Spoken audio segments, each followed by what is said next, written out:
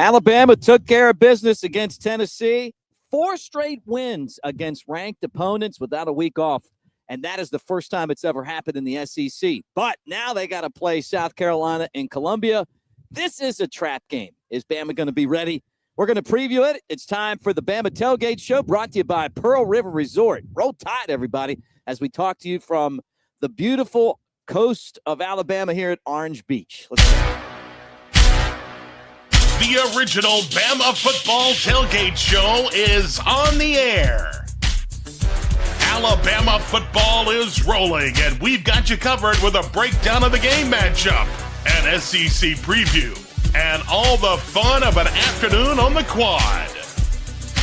With national championship winning quarterback Jake Coker and CoverCrimson.com host Mick Gillispie.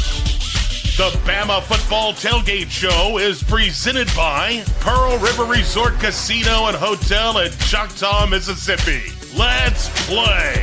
Featuring the Sportsbook at the Timeout Lounge, Dancing Rabbit Golf Course. Also brought to you by Tuscaloosa Hyundai. New thinking, new possibilities. Genesis of Tuscaloosa. Luxury with a national championship service department. Yuengling Lager. Yuengling, America's oldest brewery. The only beer you need at a Bama tailgate party. The Floribama world-famous beach bar and lounge in Orange Beach. Sevierville, your Smokies start here. NewLifeArt.com, publisher of Fine Art Editions by Daniel A. Moore. Use the code Bama Tailgate for amazing deals at NewLifeArt.com. And also brought to you by Visit Tuscaloosa, where tradition meets adventure. Alabama personal injury lawyer Steve Mesrano. Mesrano wins, we got you.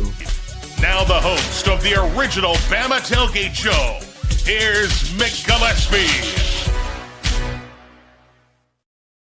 All right, roll tide, everybody, and welcome to the show. We're going to get you ready for Alabama and South Carolina for the next 2 hours. We're going to talk about Alabama football, maybe the hottest brand in college sports right now after rolling over Tennessee last week. We're brought to you by Pearl River Resort, and today, Alabama, number 4 against South Carolina, 2:30 at Williams-Brice Stadium.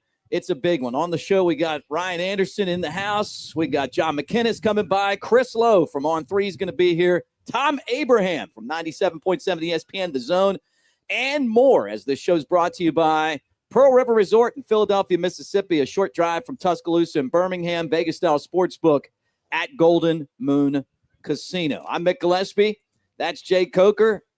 He's Ryan Anderson. Bama 6-1 now, number 4 in the country. South Carolina 3-4, but don't let that record fool you guys at all. But great to see you, Jake. Great to see you, Ryan. Yeah, man, trying to get all my stats and papers ready. It's kind of tough on the beach. Yeah, welcome to Orange Beach.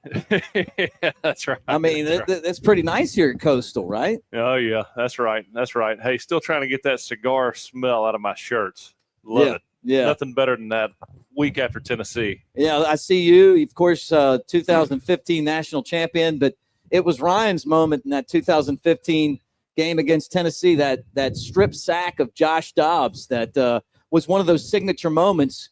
Xavier Brown had the signature moment this time, Ryan. He did.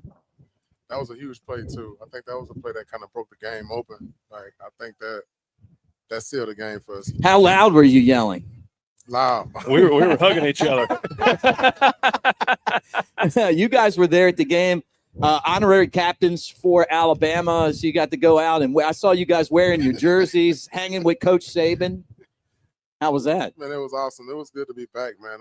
I haven't seen him in a couple of years, so it was good to get back, get to see all my teammates, and you know how it is. I ain't seen a lot of those guys in 10 years. So it was fun having those guys on the show. I'll tell you that much. Dylan Lee could do this for a living, couldn't he? Yeah. He could do it for a living. He can come up with stuff right off the dome, that's for sure. Did he help Richard Mullaney get a date? I think that's what everybody wants to know.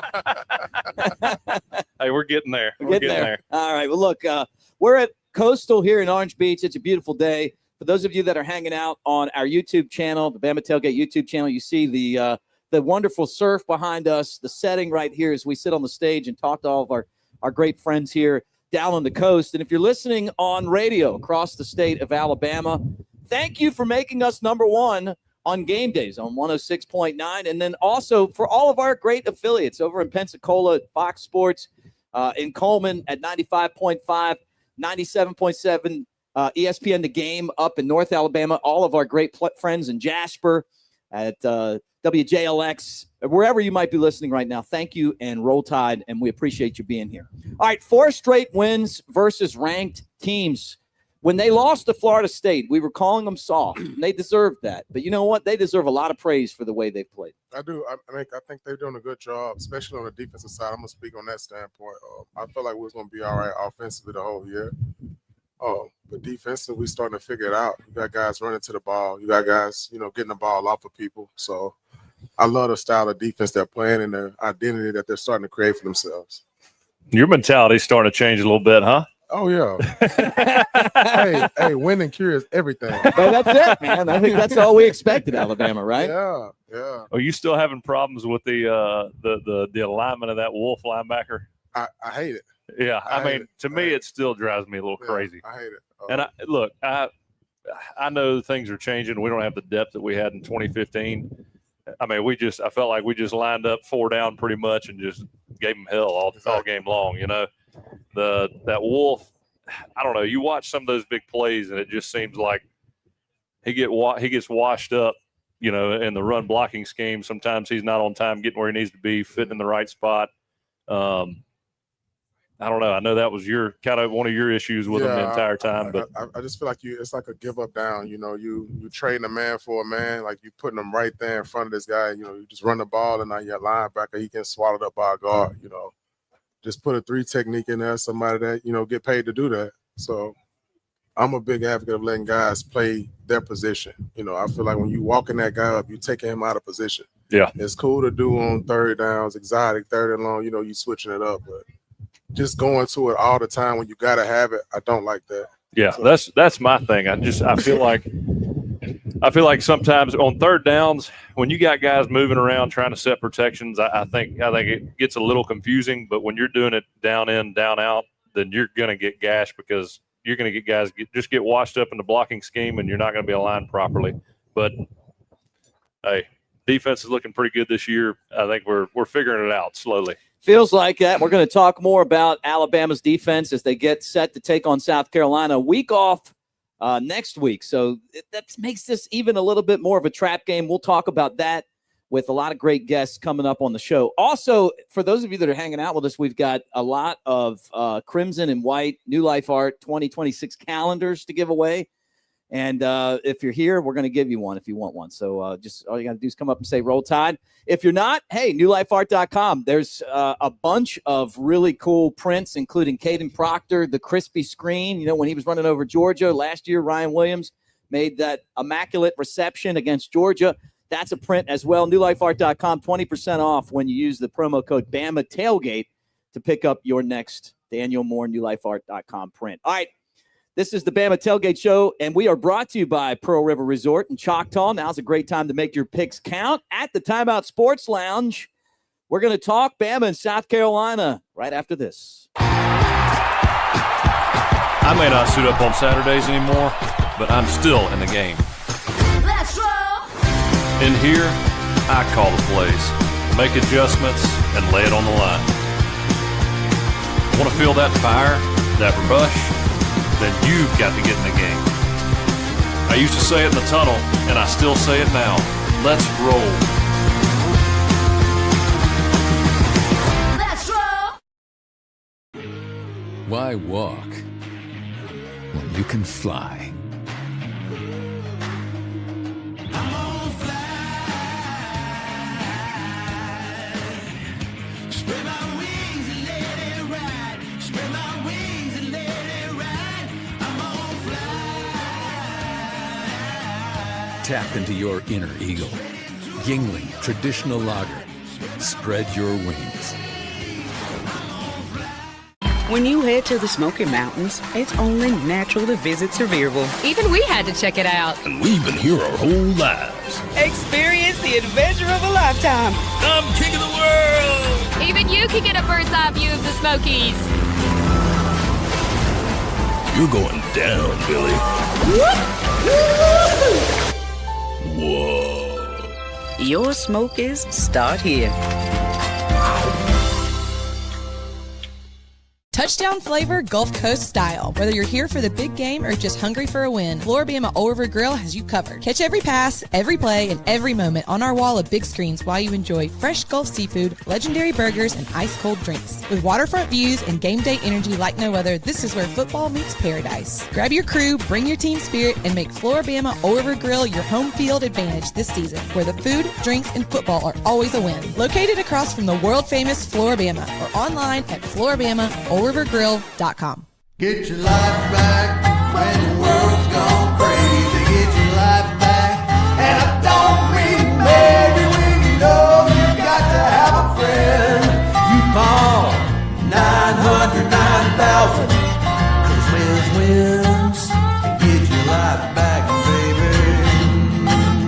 Get your life back, baby.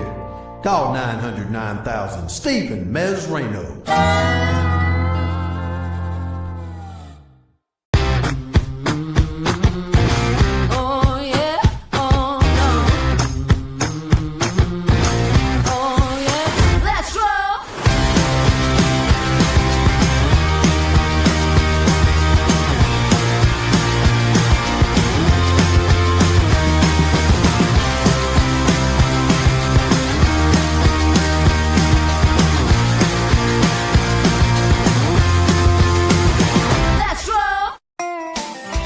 Tracy Lawrence, live for one night only.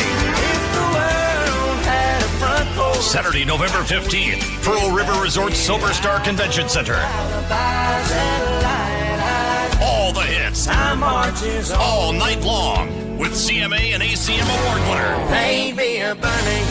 Tracy Lawrence. Make it look just the way I planned. Tickets on sale now at PearlRiverResort.com. Barry Buckner for Tuscaloosa Hyundai. When Hyundai introduced America's best 10-year, 100,000-mile powertrain warranty, it was one of a kind. But you know us, how can we improve on that? Tuscaloosa Hyundai was first in the nation with a 1,000,000-mile warranty on every new Hyundai. When we told customers no charge, they smiled, and you will too. At Tuscaloosa Hyundai, home of the 1,000,000-mile smile. Roll Tide, everybody, and welcome back to Coastal here in Orange Beach, hanging out with Ryan Anderson and Jay Coker. I'm Mick Gillispie. Hey, I want to thank our friends at Black Belt Outdoor. They're in the heart of the Black Belt region of Alabama, and since they have opened up, they've expanded their coverage area into 13 counties in central Alabama. They do static and digital billboards to meet the needs of their advertisers, and they got us on those billboards. Ryan, you're not on there yet. We need to make sure you're on there, but Coker, you're prominently displayed on billboards across those 13 counties right now. Yep. Got to make up for you being on there, huh? I thought it was the opposite. You're probably right. Come on now. Like and subscribe if you're hanging out with us on our Bama Tailgate YouTube channel. And if you're listening on radio, Roll Tide to all of you guys. And don't forget, after the game, I'll be on the Next Round platform with the post-game show. So a lot to talk about. The Tide running the gauntlet right now, guys. After the Florida State game, who would have thought that Alabama would be able to go and beat some of these teams, Georgia and Athens, and then come back home and play Diego Pavia, who could be the Heisman Trophy winner? I saw him straight up beat LSU this past week. Vanderbilt's a good team. At Missouri, they got game day for Vanderbilt, Missouri this week. Bama's beaten both of those teams. They're their only loss, and then beat Tennessee on Saturday. Yeah. Well, I think when you watch that Florida State game week one, you just look at the effort alone in that game. I don't even know how you coach that. I mean, it was, to me, it was such a bad performance from an effort perspective. I mean, you needed a total reckoning mentally for that football team, and I think that embarrassment. I don't think those guys have felt that kind of pressure before by the media, by the fan base. I mean, even the coaching staff was feeling it. So, you got the monster on your back. You got to find a way to get him off, and the only way to do that's play really good football with a lot of high intensity from that point on. It's more than just winning, Ryan. It's the way that Alabama's approached these games. Exactly. That's the main thing. Coming in these games with the mentality, not just to go in and win, but to dominate, to play up to the Alabama standard. That's the only way to do it. You may go in some of these games. You've seen like the Alabama LSU game years ago when we lost, by a field goal or whatever. But, it's the way that Alabama played, the way that LSU played. And like the loss really didn't matter. You know what I mean? Right. You did. The process was right. Yeah. You gave it your all. You know what I mean? You fight, you play hard, you play through the whistle, and everything else will fall into place. Like I can deal with that. I'm reading the comments right now. Our friend Judy says he's tired of hearing that this is a trap game. I feel like, Judy, that it is a trap game. And the reason why is, that what is a trap is that you're off next week. You just beat 4 opponents. South Carolina got run over by Oklahoma last week, right? So the mindset could be, hey, we're going to walk in here and this is going to be an easy win. You guys played for Coach Saban. He never let you kind of get that mentality because he would restart practice a lot. No, when we played an opponent that everybody knew we were better than and we should beat, by a large margin of victory. Practice was getting restarted. We were going to make sure that we got our plays in or our practices in with a high level of intensity. But at the same time, there were games that year, my senior year.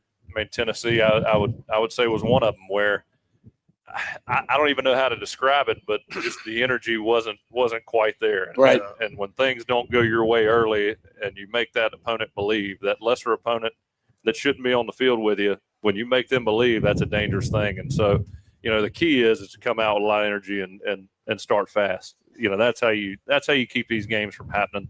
And it's like, of course, we played a good game last Saturday, but man, that first drive, when I watched that left guard get blown off the ball and Jam Miller gets hit 7 yards behind the line of scrimmage, you can't let that happen. No. First play from the line of scrimmage, and that's what goes on. You just can't allow that to happen. On offense, we've got, to me, the best quarterback in the country. Third down conversion rate's right around 50%, I think. It's crazy. The guy's seeing things in slow motion. What kills us are these negative plays, especially in the rushing attack. I think we average 3 yards per run, but a lot of those runs are 5, 6, 7 yard negative carries because we just get blown up in one random spot up front, and the whole play falls apart. We just cannot allow that to happen. Well, it's going to be one of those environments down there against South Carolina where you look at it and you go, this SEC is super balanced right now. I've always thought the SEC was the best conference in college football, but I've never felt like it was more compact, meaning that the teams at the bottom really weren't that much different than the teams at the top. Yeah, that's because of NIL, though, Mick. You know what I mean? Like it's the playing fields have been leveled now. Like you said, look at Vanderbilt. I never would have thought in a million years that game day be in Tuscaloosa for Alabama and Vanderbilt. Mm-hmm. And it's in Nashville this week. Right. Again. For Missouri, Vanderbilt. You feel me? So it's a new day and age now in the SEC. And the SEC is definitely stronger now. Right. It's definitely stronger. Well, to me, nowadays, the biggest determining factor in whether you're going to win a national championship or not is depth. It's injuries and a lot of it's luck. Look, when we were there 10 years ago, you had first, second, third round guys that didn't even start and that would come in and play pretty regularly. Nowadays, the guys, if they're not playing early, they're transferring and you're relying on true freshmen and transfers to just fill those gaps. So, there's not a whole lot of continuity. You got your starters and you got to be able to live with it and hope they stay healthy throughout the year. Yeah, it's like plug and play now. You don't really have those guys that you can develop and groom and mold into, your program. Like guys that know the standard and know what this program is about. You got a lot of guys coming in and out. It's like pro ball now. Yeah. So managing these rosters now is definitely like resembling the NFL. I want to thank our friend Barry Buckner and Tuscaloosa Hyundai for being a part of our show. He's been here since day one. And Tuscaloosa Hyundai right there in Titletown. A lot of great vehicles, and Barry's the guy behind the Million Mile Smile. What I love about going in there is that the side sticker price is what you pay. There's no surprises, and all that stuff. You just go in there. They're really honest business, great people over there. and we appreciate them being part of what we're doing. So yesterday, the FBI came out and said that the NBA had players, coaches, the mob involved with fixing not necessarily games, but maybe shaving games, knowing when guys were hurt. Immediately, I thought of the 22 Alabama at Tennessee game, which I listen, I've said it for years. Something stunk about the way that game was officiated. The SEC just fired one of their officials for the Auburn Georgia game, or at least kicked him off the crew for like whatever. Should I be worried about this? Well, you know my theory on picking games. There's a lot of games out there where you look at the line and you're like, there is no way that's right. And I've been saying it for years. Vegas knows something I don't know. They do. They got the fix on. So, The Gambino mob was involved. Oh, yeah. Bonanno mob, like all the mobs were involved, like the real mobs. Like, did you see all that? It was crazy. Yeah, I mean it's Chauncey Billups. I mean, saw come that. on. Yeah, man. I was about to say, yeah. I mean, Rozier still plays. Yeah. So, Not anymore. hey man, yeah, it's probably gonna be over with. For the moment. hey, when you see a line that doesn't make sense, take the bet that makes no sense. Did anybody, when you guys were playing, did anybody ever come up and, like from the Bonanno mob and say, "Hey, Ryan"? Hell no. Hey, what are you trying to do here? Hey, I got to ask the question. It's my job. hey, that's so much damn Bama and me, Mick. He had to kill me. He had to kill me. Oh, yeah. Well, look, Sellers versus Simpson. You're talking about two great quarterbacks in this matchup between Alabama and South Carolina. Yeah, I think it'll be a better game than most people expecting right now because of how we do match up. I was just talking to Jake about it. I think South Carolina got one of the best front sevens in the nation right now. They got guys that can disrupt games and disrupt the timing of the quarterback if we don't address those guys. And we've been kind of struggling up front a little bit. So, Well, when you look at the stat lines on offense, I mean, our running backs, our rushing yards are pretty well aligned. We've thrown for about 1,000 more yards than South Carolina has. South Carolina's got a great defensive front. I think they struggle pretty big in the back end. Their third down percentage on defense isn't very good. And they've got to find a way to put pressure on Ty Simpson while also matching up with Ryan Williams, with Jeremy Bernard, Isaiah Horton, Latsier Brooks. I mean, to me, sounds like trying to beat Chauncey Billups in a poker game. It's not going to happen. If you read the FBI report, they had special glasses that they could see the cards. They had like X-ray vision tables. Hey, good luck.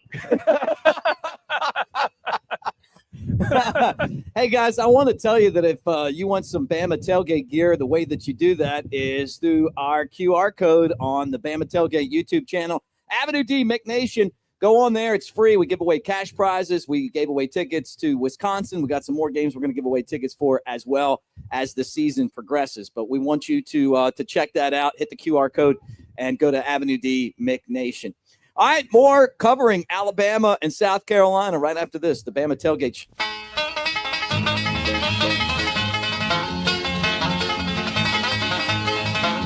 Well, howdy, fans, and welcome to Week 9 of Leonard's Losers. The little smart pill machine produced a 23-8 record last week, and she's sitting on goal for this week's losers. Alabama versus South Carolina. The Red Effluents invade Williams-Brice for this SEC matinee Saturday afternoon.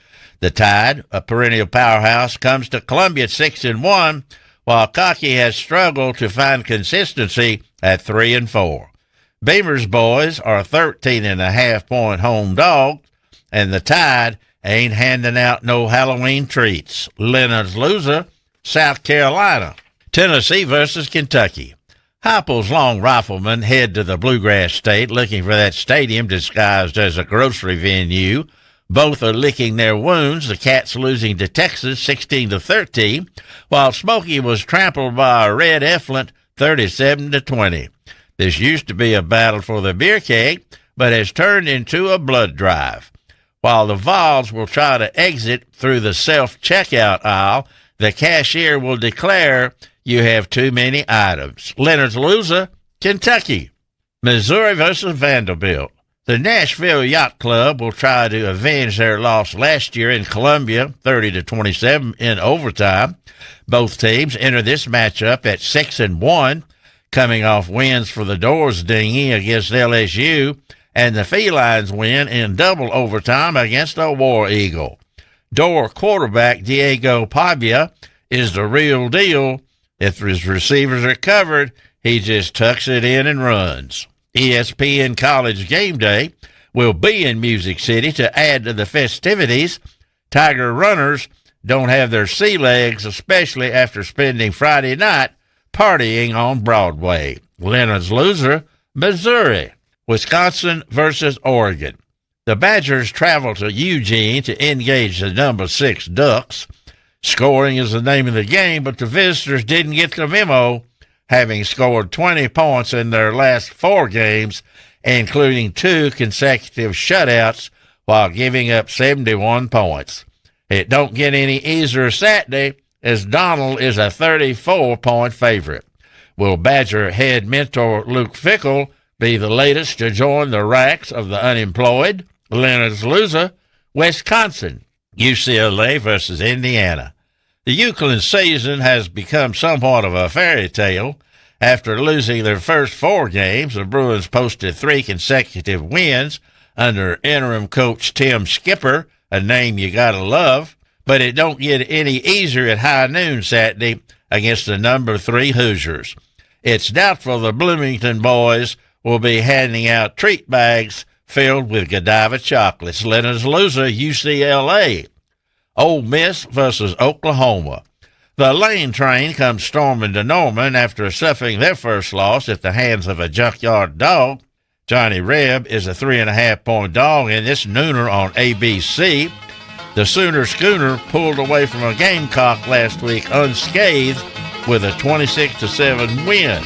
Rumor has it Coach Kiffin may be headed to the swamp. Leonard's loser, Hotty Toddy, Ole Miss. Fans, we're going to take a break right now and hear a word from Sponsorsville. We'll be right back with more Leonard's Losers.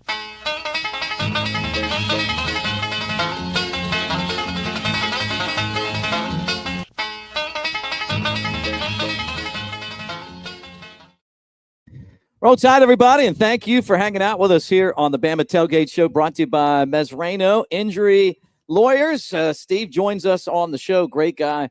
And if you're looking for some help and you want someone to get your back, Steven is definitely that guy. And we appreciate him, again, for being part of what we do here. Joined us last week, and he'll be with us again this season. With Jake Coker and Ryan Anderson, I'm Mick Gillispie. We appreciate all of you guys for hanging out. Alabama and South Carolina at 2:30, the Tide trying to get to the bye week before they go on the stretch run with another win, and they're going to have to do it on the road. After that, you got LSU and Oklahoma, and then, an easy win, and then the Iron Bowl to finish up the season. So the Tide offense, though, guys, gives me a little bit of worry because they're having a tough time being consistent in the run game. I'm not too worried about the offense, to be honest with you. I mean, as much consistency Ty has shown, the guy's seeing things in slow motion right now. I mean, you watch him, for instance, I've been there when you're playing quarterback and all you see is color sometimes because things are moving so quickly. You get a little confused. You watch him throw, for instance, that over route he hit Ryan Williams on, backed up against the goal line. I think it was the second play of the game. He takes his drop. A lot of guys, especially young quarterbacks, when they see that, it's on to the next read. The guy's got him covered up. He sees where he can fit that ball, and I'll be honest with you, because it's like he's seeing it in slow motion. He's like, all right, this is where I got to put this ball. That's not open for most quarterbacks, but he finds a way to fit it in there. He sees, things are moving so slowly for him. He sees where the DB's eyes are. He's not locked in on Ty. He's not playing the ball. He just fits it right over him, and Ryan Williams makes the play. And Ryan Williams, talk about the growth that we've seen from him this year. Really, really nervous about him after that Florida State game and really the first couple games of the year. He finally looks like he's getting very comfortable, not only on the vertical routes. We always knew he was explosive in that realm, but when you watch him in traffic now, I mean, he's far more precise in running routes. He's far more confident catching the ball. I don't think there was one ball he dropped last Saturday, and he made great plays, you know, in traffic, picking up first downs, just doing a great job. Yeah, look, I thought that he made 5 great catches against Tennessee. Like, after not making any catches at Missouri, I thought he was a decoy anyway in that game. Yeah. Maybe he was a little hurt, but 5 great catches. I heard Ty Simpson say, hey, you know, one of the things I got to do is just constantly just remind him he's a great player, you know, and people forget that athletes are people too. It reminded me of Tommy LaStella reminding Chris Bryant. You know, I spent time with the Cubs and Chris Bryant, MVP, you know, World Series champ, Rookie of the Year, all that stuff. But Tommy was that guy to just remind him, hey, man, you got this, you know, and it sounds like Ty does that for Ryan. Hey, man, one of the best things that can happen to a team, you know, it's like Ole Miss, my senior year, you know, you lose and the world's just collapsing on top of you, and all you can lean on is your teammates in the locker room. I remember we lost to Ole Miss my senior year, and it's a story I've told you before. Our Darius Stewart comes over to me, and we have a conversation. He tells me that, you know, I'm the leader on offense, and we got to have, or he's got to have me to move forward and win a national championship. He said we were going to win a national championship in that conversation, and it's a reason I'm so fond of our Darius to this day. I mean, having guys that have your back like that, you know, just builds a bond for a lifetime. But you talk about what it does for you that year within that season. I mean, it's invaluable. And for Ryan to have a guy like Ty to lean on, and I'm sure other guys in the locker room as well. But, I mean, you know, it just gives you a you against the world mentality, and you really lose the outside noise really loses its effect on the negativity within the locker room. I think the worst place an athlete can be is in his own head. Mm-hmm. So, you know, having somebody on your team, especially, you know, of Ty's stature, to go to you and tell you that'd mean the world. I know Ryan is a great player. We all see it. But to see guys start going into some slumps, like you said, just remind you that you are, like, we human at the end of the day, and we got stuff going on outside of this building, outside of the field that affect our play. So having your guys and your brothers there to kind of pick you up, like that's what makes this sport what it is. I can't tell everybody that's listening on radio how beautiful the setting is for us right now at coastal Orange Beach. I mean, we've actually got the waves behind us. The sand is like I could just walk up, reach over and grab it. So many of our great friends here hanging out with us in between 2 big bars. And I got a drink coming my way. So just keep that in mind. Coker's a little bit slow on that Bloody Mary. Ty Simpson leading Alabama right now. He's taking over that role. Yeah, he's done a great job. I think he naturally fits into that mold. I mean, I've seen, you know, they're far more active on social media nowadays than they were 10 years ago. So they show some of the speeches he's making and you know, his involvement in terms of getting that team on the right track, you know, in terms of verbal leadership. And you just watch him on the field. I mean, the guy's in charge. He sees everything. He knows the answers to the test. The guys, he's got a football mind. I mean, coach's son, those guys are always dangerous. Can't trust them on the football field. They just figure it out. Yeah. And to me, you're not going to have guys like this anymore. He may be the last of his breed. No Being doubt. there for 4 years, you know, staying loyal to the school. He's an Alabama guy through and through, and to me, the Heisman Trophy winner for this year. Wow. Still got some games to go, but he's one of the I don't see front anybody. runners. I have not seen anybody this year dissect defenses and be as accurate as Ty Simpson. Yeah. I have not seen a guy that can anticipate that way and get his offense into the right looks. Watched a lot of football this year, and there's nobody on his level, in my opinion. Yeah. You know, Point him out. I mean, Carson Beck was the only guy that I thought could compete with him from a cerebral mindset or a cerebral perspective. And, you know, you watched that Louisville game last week. I don't think Ty – a lot of the situations that Carson Beck ran into where he threw interceptions, I felt like he got into his own head. I have not seen that from Ty Simpson this year, even against Florida State where I don't think he had much help around him. I felt like he was doing his best to get the ball to the right guys, didn't have a whole lot of help, but really still didn't make terrible decisions. right. So, I mean, he's the front runner, in my opinion. He's Thank you. he's the best quarterback in the country. He an Alabama quarterback through and through. Yeah. Like if you can paint a quarterback that's going to play football at Alabama, it'll be Ty Simpson. Just from the mental aspect, his resilience, you know what I mean? The stuff he's overcame, I think that sets him apart. Like a lot of these quarterbacks have walked into places and started immediately. Like Beck, he came in, started, he's transferred. He was a big guy in the portal to go out there. Ty like that underdog right now. He hungry, and I don't feel like nobody playing on the level that he playing at. Yeah, and the humbling that they took at Florida State with him out there kind of getting run over and just getting back up and getting run over again and getting back up and getting run over again. Like you have to earn the admiration of your teammates. You were kind of like that too. Just not afraid to go out there and take a hit. He was one of the few guys that kept fighting throughout that game. And I think if you're going to play quarterback at Alabama, you can't ask your teammates to do more physically than you're willing to do. And I thought that he confronted physicality. Yeah, he took shots. He ran the ball. Didn't care about any bodily harm throughout that entire game. And you got to respect that. I know. I thought he was going to be a pretty good quarterback going into this year. I'm surprised at how efficient he has been, but he proved himself in the Florida State game to me, and then from then on, I think he's proven to the country that he's one of the best quarterbacks. How about the impact that Ryan Grubbs had? He kind of brings an edge. Oh yeah, and he's not afraid to really call any play at any time, and I love that. Opposing teams now worry about what Alabama might do. I mean, look, here comes a giant offensive lineman to catch a pass. Right. Here we're gonna run this direction and then throw the ball back. You're not supposed to do that, right? On third down, fourth down and long, we're going for it. Here you go, Latsier Brooks, make the catch. Yeah. I love the confidence that he plays with. I like that how him and Coach DeBoer complement each other. Coach DeBoer have like this more laid back complex, for the most part. And Ryan Grubb is like taking on that bad cop role when it comes to like, getting the guys together and getting on their ass a little bit, taking it over. You know what I mean? Yeah. And he, like I say, he's not really scared.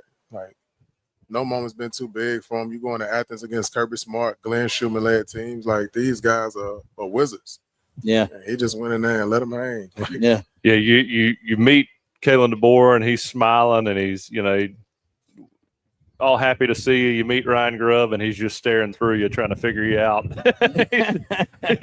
He's ready. Who's this fella right here? Right. Well, the offense has been spectacular, even with where they maybe could run the ball better, maybe miss a block here or there. But I feel like the wide receivers have just stood out as the best group that Alabama has. Right, Yeah. Ryan Williams, Jeremy Bernard is the best player on the team according to Kalen DeBoer. I see why. Isaiah Horton Brooks, Rico Scott, Cole Adams. I mean, there's just so many different guys that can make plays. And we knew that coming in, but they've kind of proved to be that group. I think they're a reflection of their coach, mate. Our wide receiver coach is one of the better coaches on that staff. He's always bringing the juice. Yeah. He's always fired up. And, that just go back to what we were just talking about, like the offense and then the receivers taking on the identity of their coaches. Him and Ryan Grove, I think it's proof in the pudding. And they're so complimentary of each other. And I think Jeremy Bernard holds that group together. I mean, he's got the combination of physical talent, but also to me, mentally, he's one of the best receivers in the country. I think he gets all those guys on the same page. You got Ryan Williams, who's a young guy. I think we expected a lot out of him coming into this year, and I think he's probably struggled a little bit with his confidence. I think Jeremy Bernard's been there to help him. I think Isaiah Horton is a guy who's a veteran from Miami, understands the game, but needed somebody to help him through the new offense under Kalen DeBoer and Ryan Grubb. And you got Jeremy Bernard there to do that. He's kind of like, Richard Mullaney was a transfer in from Oregon State, but he did a great job of getting everybody on the same page because of just his knowledge of football at the time when he came in. Him and Jeremy Bernard kind of remind me of each other in that aspect. And then you got Latsier Brooks, a young guy that kind of rolls into that fold. Guy's just fearless, ready to make plays, aggressive, and you got a lot of leadership in that room to help get those young guys ready. This is the Bama Tailgate Show. We're brought to you by Yuengling Lager. Yuengling is a 6th-generation company, and our friend Cheryl Yuengling, who's part of the company's ownership, is a proud University of Alabama Crimson Tide graduate. And there's a little bit of Crimson love in each one of those green bottles. Also try Flight, which is the carb and calorie light Yingling lager. All right, when we come back, we're going to have Carl the Cook Lewis, Kevin Sport, and our gating and grilling segment. We'll also have a little fun with Kelshi, which has been something that you never know on Kelshi, what I might throw at you. More of the Bama Tailgate Show right after this. I may not suit up on Saturdays anymore, but I'm still in the game. Let's roll. In here, I call the plays, make adjustments, and lay it on the line. Want to feel that fire, that rush? Then you've got to get in the game. I used to say it in the tunnel, and I still say it now. Let's roll. Let's roll. This isn't just a beer. It's a lager. A medium-bodied, amber-colored, one-of-a-kind beer. Made from those bold enough to brew it, for those bold enough to drink it.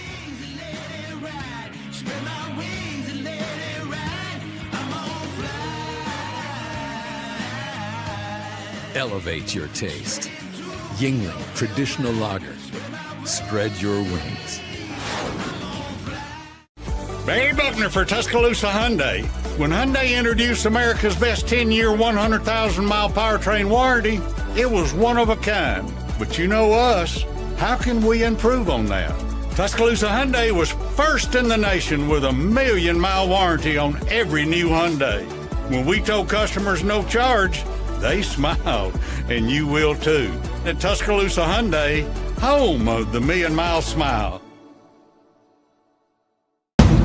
This isn't just a place, it's a pulse and a rhythm, where game day is more than a tradition. Heart-pounding yet? It's where the flavors are bold and the portions are generous. Mouth-watering yet? Art, music, and culture paint the city's soul. Creativity flowing yet? So whether you come for the thrill, the taste, the beauty, or the tradition, you'll stay for the Tusca life. Ready to feel it? This is Tuscaloosa. Live the Tusca life. Get your life back when the world's gone crazy. Get your life back, and I don't mean maybe when you know you got to have a friend. You call 900-9000, Christmas wins, and get your life back, baby. Get your life back, baby. Call 900-9000, Stephen Mesrano. When you're ready to double down, dive in, drive for a show, and not look back. Roll into Pearl River Resort. From tee times to table games, water slides by day, slots by night. Savor the flavors, feel the fun, win big. Let's roll into Pearl River Resort. Must be 21 or older to play. Gambling problem? Call 1-800-GAMBLER. Here comes Tracy Lawrence, live for one night only. Saturday, November 15th, Pearl River Resort SoberStar Convention Center. All the hits, all night long, with CMA and ACM award winner, Baby, a burning hand. Tracy Lawrence. Make it look just the way I planned. Tickets on sale now at PearlRiverResort.com. When you head to the Smoky Mountains, it's only natural to visit Sevierville. Even we had to check it out. And we've been here our whole lives. Experience the adventure of a lifetime. I'm king of the world! Even you can get a bird's eye view of the Smokies. You're going down, Billy. Whoa. Your Smokies start here.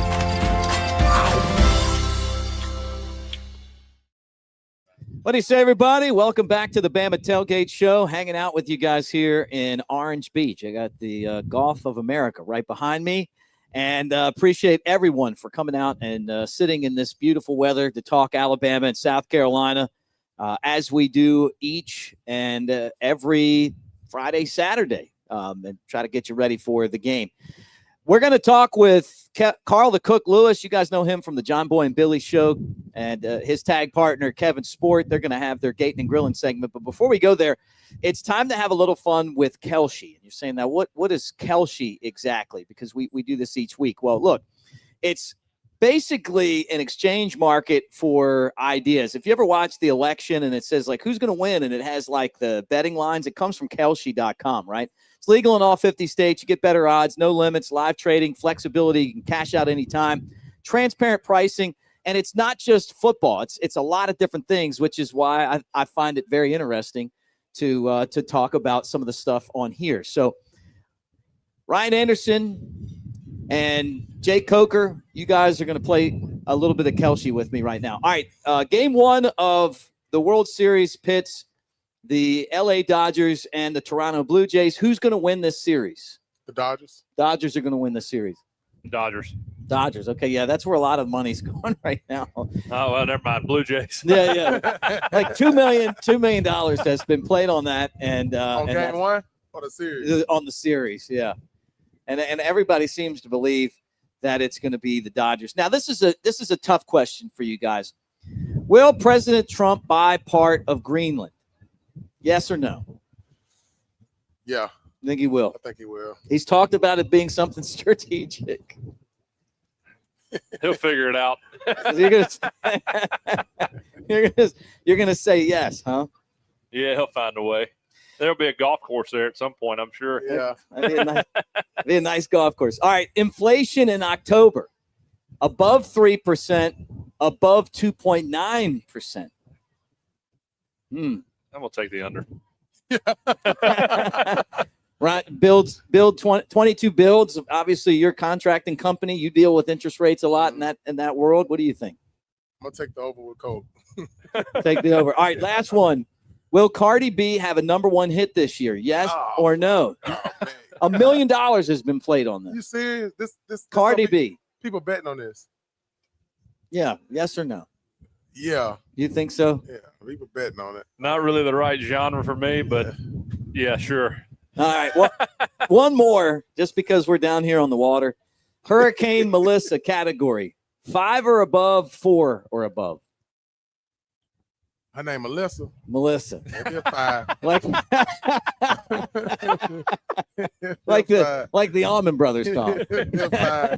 Sweet Melissa. It'd be a big bad when that coach.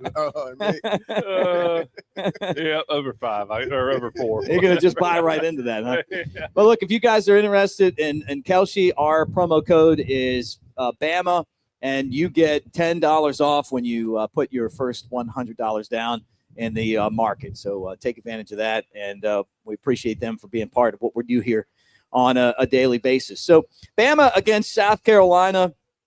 This game, to me, when I look at it, it is a great opportunity for Kalen DeBoer to kind of exercise the demons of last year's Oklahoma game, right? Like the Tennessee game last year, the Vanderbilt game last year. Now you have everybody's attention. You're on top of it. But how do you stay disciplined when everybody thinks that you're going to win? Well, I think the mentality is a little bit different, too. I mean, I think they've learned their lesson against Florida State.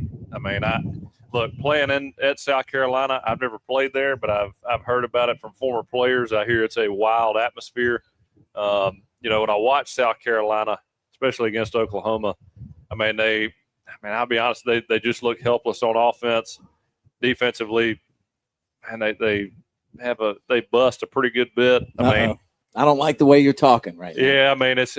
Yeah, you know? That's the setup. This is the setup. I call this. I call this rat poison. I was about to turn the corner though. This game is different because it is the Super Bowl for South Carolina. Exactly. It saves Shane Beamer. I think they tighten up and play pretty well Saturday. I really do, and if they tighten up and play pretty well, it really means nothing if we show up. We show up and have a bunch of negative plays right off the bat. Can't get the run game going. I'm going to be nervous.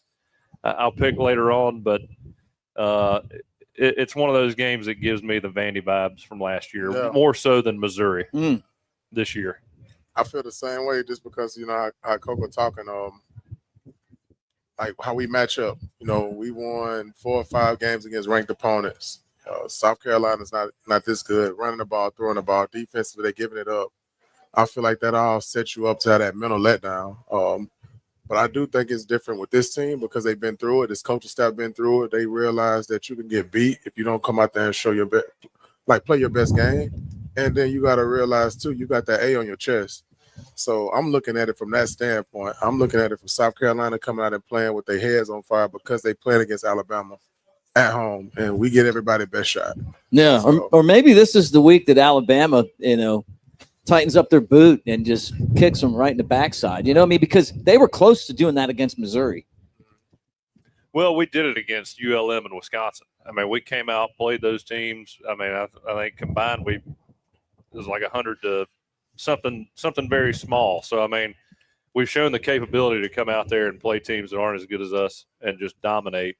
But it's a little different coming off a 4-game stretch that we've come off of. I think it's the first time in SEC history that a team has ever gone 4-0 against 4 ranked opponents within the SEC. So, I mean, I can't wait for the bye week. It can't get here quick enough. I think we need a rest. I just hope they don't have that same mentality. Yeah. Catching them at the right time, though, South Carolina. At least we hope so. This is the Bama Tailgate Show. It's brought to you by Yuengling Lager. Yuengling's a 6th-generation company, and Sherry Yuengling is part of the company's ownership. As a proud Alabama grad, there's a little bit of crimson love in each one of those green bottles, and try Yuengling Flight. Each week, we try to set you guys up for the perfect tailgate. And Carl the Cook Lewis and Kevin Sport got you covered. Welcome to Game Day Grub, where Southern flavor meets Saturday football. I'm Carl Lewis, North Carolina barbecue pitmaster. And I'm Kevin Sport. I love the South, I love a tailgate, and I love some football.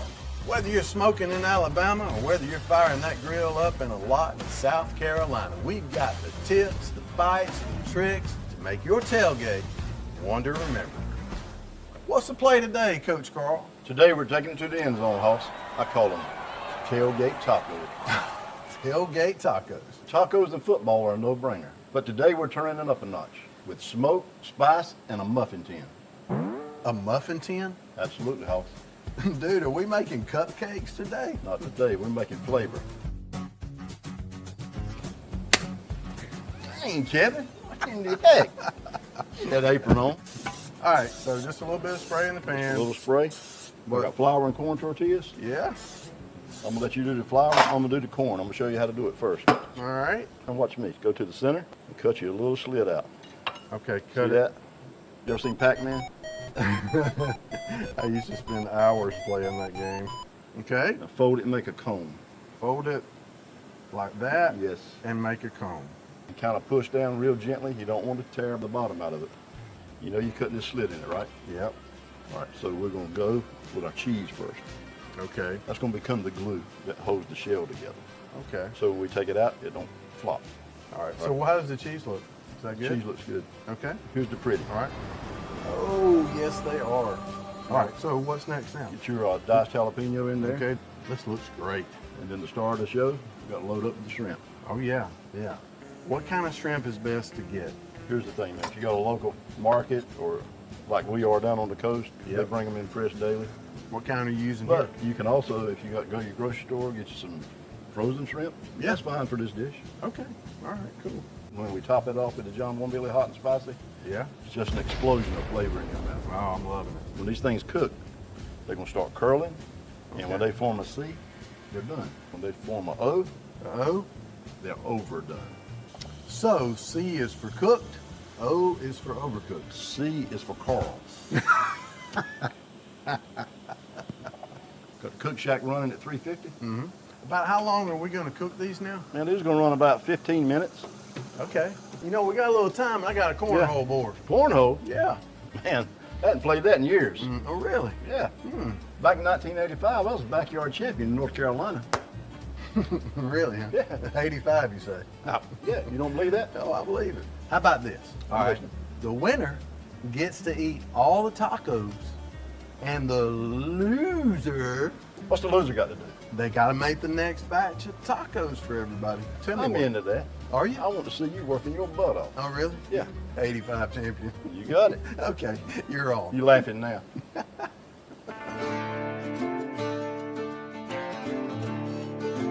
Here we go. Here we go.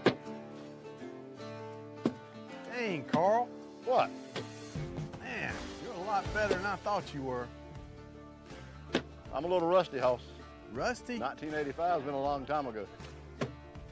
You're not rusty. Come on. Got to keep it on the board, Hoss. I know it. You're a cornhole hustler. Jeez, man. Oh, yeah. Wow. They are beautiful. They're looking good. See how they formed a C and not an O? I do. They're perfect. See all the colors? How they're all mingling together and pretty? Yeah. That's what it's all about. Go ahead and try it, Hoss. Oh, man, I can't wait. This is just absolutely spectacular. What do you think about my muffin tin idea now? You know what? You made a believer out of me.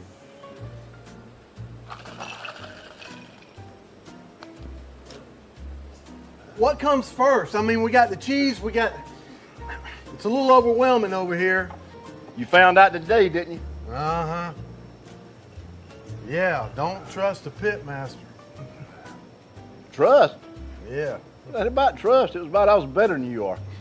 Next time, we're gonna play something else. That's right.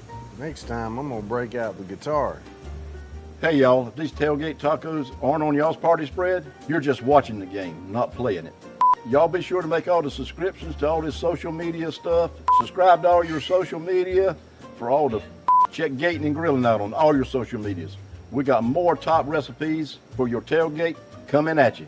Because grilling doesn't stop when the football season ends. Full episodes coming out after the football season. See y'all at the tailgate. 1985, my ass. Trying to enjoy my drink.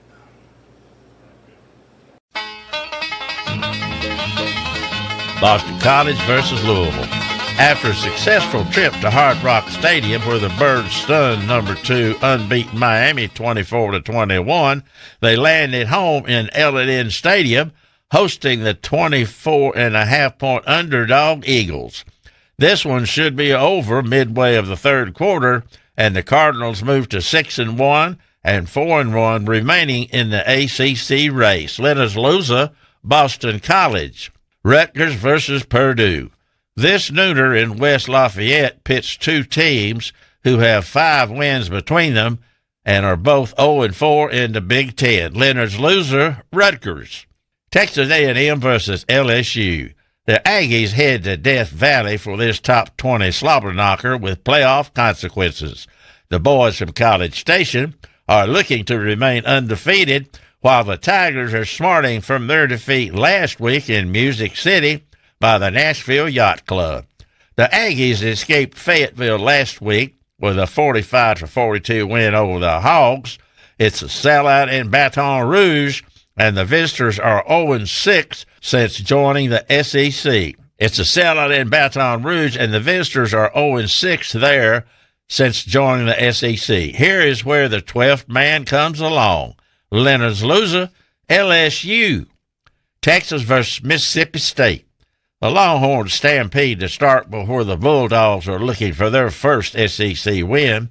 Bully fell last week in the final seconds in the Swamp, 23-21, while the Horns won in overtime at Lexington, 16-13. Texas quarterback Arch Manning hopes to improve on his subpar performance last week and illuminate the scoreboard. Bully should be aware that Bevo has honed his horns and is on the prowl. Leonard's loser, Mississippi State. Auburn versus Arkansas. It's Tigers versus Hogs Saturday in Fayetteville. Auburn's 13.5 points per game in SEC play ranks last compared to the Arbacks' 30 points per game in conference play. The War Eagles have dropped 4 straight, while the Hogs had a solid offensive display against undefeated number 4 Texas A&M before falling 45-42. Tiger coach Hugh Freeze might want to apply his last name to his hot seat. Leonard's loser, Auburn. BYU versus Iowa State. The Cougars head to Ames after biting a Ute in Provo last week, while the Cyclones regrouped with a bye week after dropping a road loss to Colorado. This game is crucial for BYU to maintain the lead in the Big 12 title race before a brutal November slate. Iowa State is undefeated at home, and BYU is undefeated anywhere. Leonard's loser, Iowa State. Here's Leonard's list of likely losers. Oklahoma State will lose to Texas Tech. Florida Atlantic will lose to Navy. West Virginia will lose to TCU. Wofford will lose to ETSU. Houston will lose to Arizona State. Western Michigan will lose to Miami, Ohio. And North Carolina State will lose to Pitt. Well, fans, that wraps up Week 9. There are 11 current FBS head coaching jobs open. This is an unprecedented number of midseason openings, and more are expected as the season draws to an end. Hope everyone got some tasty treats for Halloween as we head into November. And remember, if you can't wear a smile, wear a white hat. We can tell you from the bad guys. Get me out of here, Percy.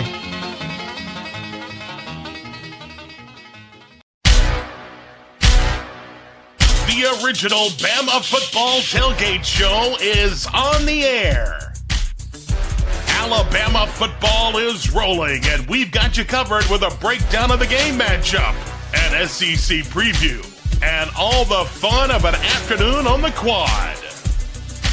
With national championship winning quarterback Jake Coker and CoverCrimson.com host Mick Gillispie.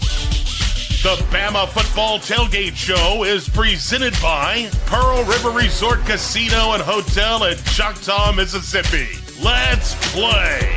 Featuring the Sportsbook at the Timeout Lounge, Dancing Rabbit Golf Course. Also brought to you by Tuscaloosa Hyundai.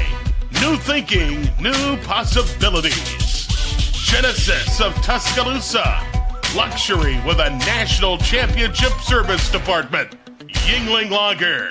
Yingling, America's oldest brewery. The only beer you need at a Bama tailgate party. The Floribama world famous beach bar and lounge in Orange Beach. Sevierville, your Smokies start here. NewLifeArt.com, publisher of fine art editions by Daniel A. Moore.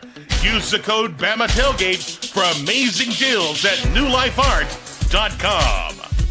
And also brought to you by Visit Tuscaloosa, where tradition meets adventure. Alabama personal injury lawyer Steve Mesrano. Mesrano wins, we got you.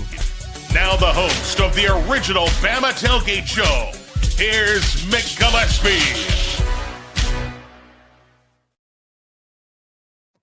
Roll Tide, everybody. Welcome back to the Bama Tailgate Show. Alabama, South Carolina, 2:30 on the road in Columbia. Big game for Alabama. I want to remind you guys that, first off, we appreciate you being here for the Bama Tailgate Show, and we want to thank you for having the #1 radio show on game days on 106.9 in Birmingham and Tuscaloosa, but all of our great affiliates like Fox Sports Radio and Pensacola. Shout out to you guys. Or how about our friends at Live 95.5 in Coleman? Wherever you might be listening right now, we really appreciate it. And Roll Tide, everybody. This show is presented by Sevierville. Visit Sevierville.com. When you head to the Smoky Mountains, it's only natural to visit Sevierville. Say it with me now. It ain't that hard. Sevierville. Give me some Finn. Your Smokies start here. Give me some Finn. And for those of you watching on the Bama Tailgate YouTube channel, it's a bass, a talking bass. That is the spokesman for Sevierville in the Smoky Mountains. Couldn't find a better spokesman. And there is our guy from On3, best in the business, Mr. Chris Lowe. Chris, you have been super busy, and we'll get into maybe some of the stuff going on around the country, but I want to start with Alabama and South Carolina. The Crimson Tide with a really good win against Tennessee. 4 straight wins against ranked opponents without a week off. First time ever to happen in the SEC.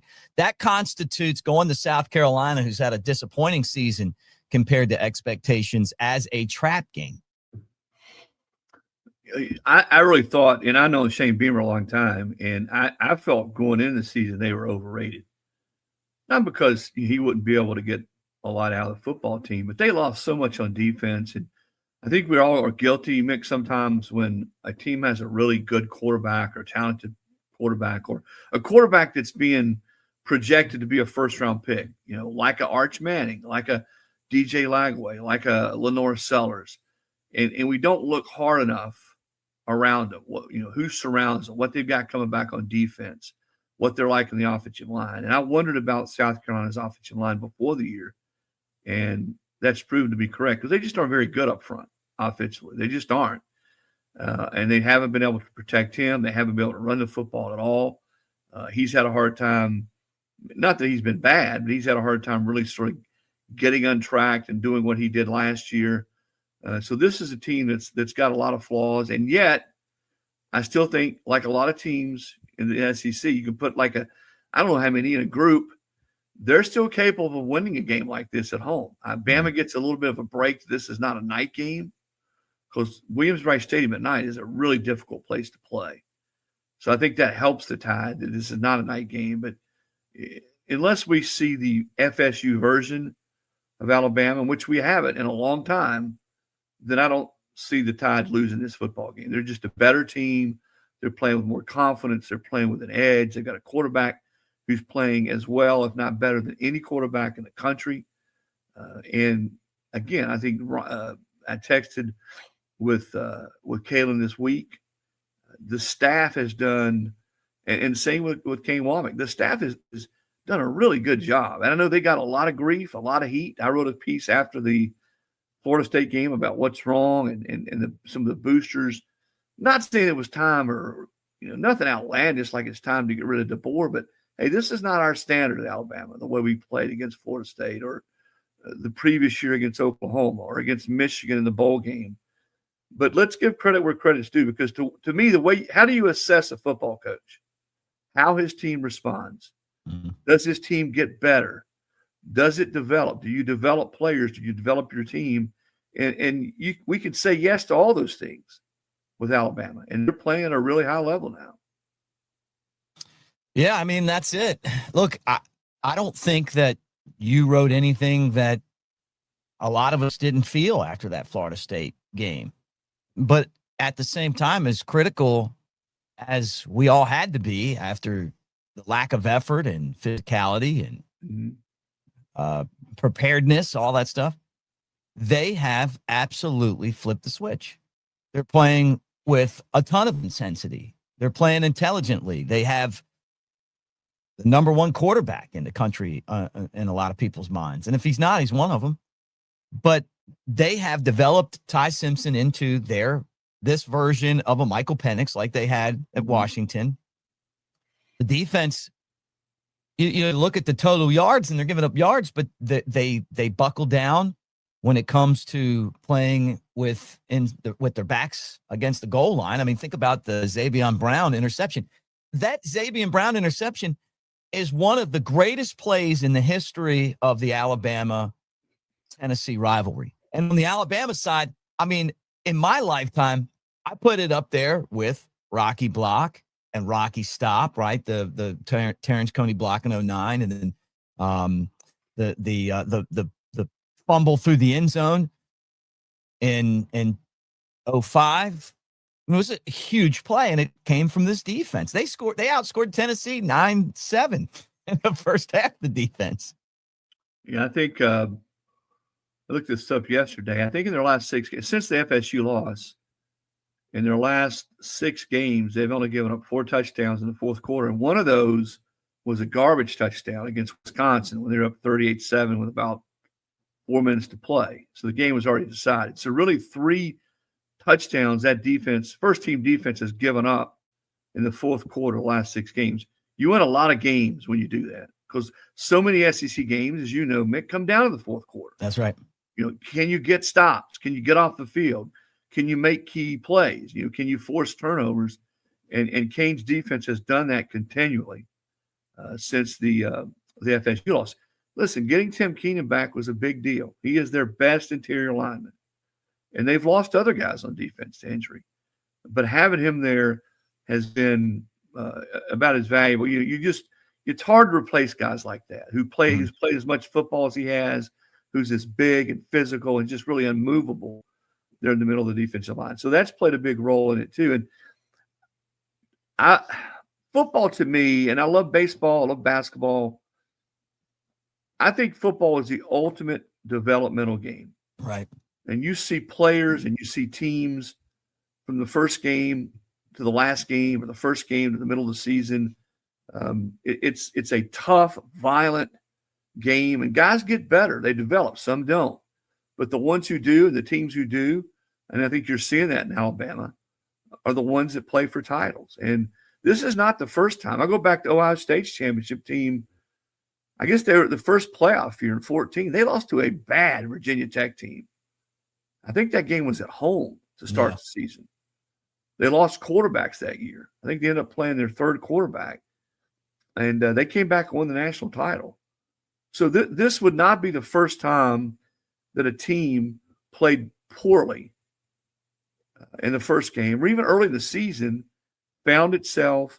And again, you talk about assessing coaches, how I assess coaches. The other way is, do they adapt? Mm-hmm. Can they evolve? Do they self-scout well enough? Do they have less of an ego where they could say, you know what, I got to do this better. I got to change this. And whatever my message is to the team, maybe it's not getting across. So maybe I need to come at it from a different direction. And I think I saw Deontay Lawson say this week that Coach DeBoer has evolved. And people can take that how they want to. The way I take it is, the guy's a smart dude. He's a good football coach, and he stands that coaching at Alabama is different than coaching at Fresno State or coaching at Washington. The way you coach players is different, and he's done that. His staff has done that. And kudos to Kalen, because I'm going to tell you what, when you start looking around college football at personalities and people who do things the right way and treat people the right way, you're not going to find anybody better than Kalen DeBoer. And you know what? That's off the field. But on the field, he's been able to get it done too. And I think a lot of people that have known him and have true relationship with him couldn't be happier for him. Yeah, I think well said. I think we all agree with that. No one ever, well, first off, on this channel, I mean, we've never pulled against Kalen. I mean, we want to win, but when you see the effort of that Florida State game and the way that things ended last year, the trend was going the wrong direction, and it's so competitive, man. You can't let up, and he has changed, and you can tell just by the way that he talks to the media and the things that he says where his focus is. But these are the games where Alabama took their foot off of the gas last year. This was a game at the beginning of the season where Bama didn't have their foot on the gas. So even though it's not a marquee top 25 matchup, it is a really difficult game on the road for a program that has a lot to prove. So this is another opportunity for his team. Hey, we made it through 4 teams that were ranked. We got a week off coming, but now we can go to South Carolina and we can do the things that we've been doing in the past, win this game, and all of a sudden now you've kind of answered another one of those questions. You're Kirby Smart. You used to always say in the SEC, you're 1 week away from being humbled. Yeah. And I think that statement this year started last year, but this year probably truer than ever because of how deep this league. And listen, I know fans of the Big Ten and the ACC get tired of hearing that. So maybe a better word than deep is parity, and teams that maybe aren't top 25 teams. You know, maybe a team on down the league wouldn't beat Indiana or wouldn't beat Ohio State or wouldn't beat Oregon the majority of the times. But on any Sunday, if they play well and you don't play your A game, there's a lot of teams in the SEC. I would say more teams in the SEC that are capable of winning than any other league in the country. Yeah. And to your point, you're right. South Carolina is very capable if they play well. If Sellers has his best game and they do a better job of protecting, Bama better strap it on and come play their A game. And that's why I understand the nervousness a little bit of the Alabama fan base, because you did see this last year. Bama played, let's just say it, they played down their competition sometimes. Yeah. And we haven't really seen that this year. They went on the road against, I think they're better than Missouri. I think they're a better football team. They got better personnel, but they got it done. You know, against a team that was playing with a lot of confidence and had a lot of momentum. South Carolina's been down a little bit. Fans are restless there. So, yeah, this is a little bit different challenge for Alabama. I think getting past this one, because then you got, a bye before LSU, correct? Yeah. And to get some guys healthier, just to sort of catch your breath is big for Bama. Because I do think if they can get past this one, I like their chances to finish this thing out and get to the SEC championship game with a chance to be a really good chance at that point in that scenario to be a top 4 seed, get a bye, which I think is critical. Now it wasn't necessarily last year for Ohio State, but winning a bunch of games in a row, the fewer games you have to win in a row against top 12 type competition, typically the easier it's going to be. But Ohio State's another team. Now, theirs was late, but they had some hiccups, or there were some games last year where they just didn't play up to their talent level. They're ready to run Ryan Day right out of town. And right. I may not suit up on Saturdays anymore, but I'm still in the game. Let's roll. In here, I call the plays, make adjustments, and lay it on the line. Want to feel that fire, that rush? Then you've got to get in the game. I used to say it in the tunnel, and I still say it now. Let's roll. Let's roll. Why walk when you can fly?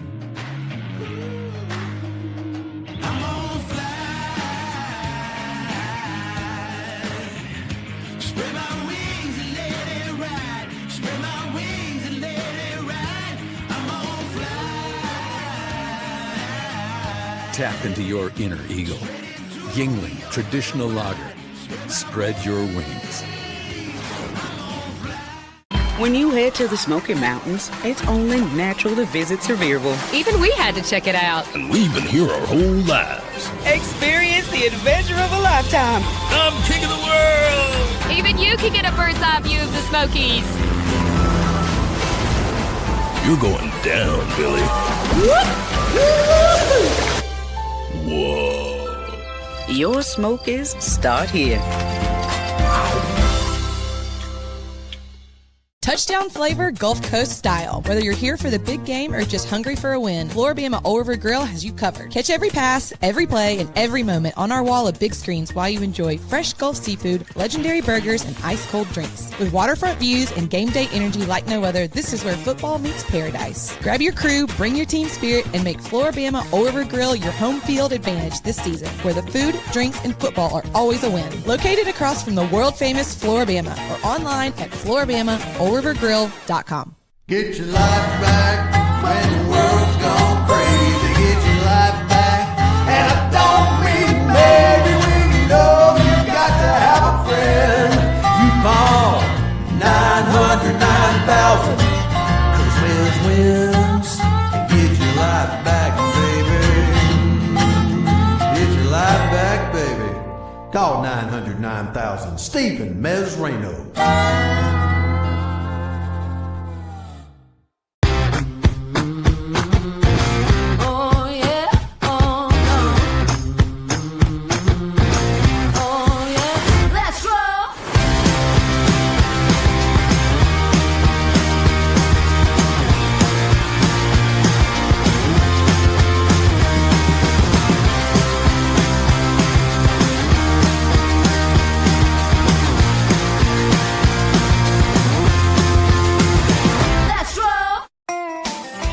Tracy Lawrence, live for one night only.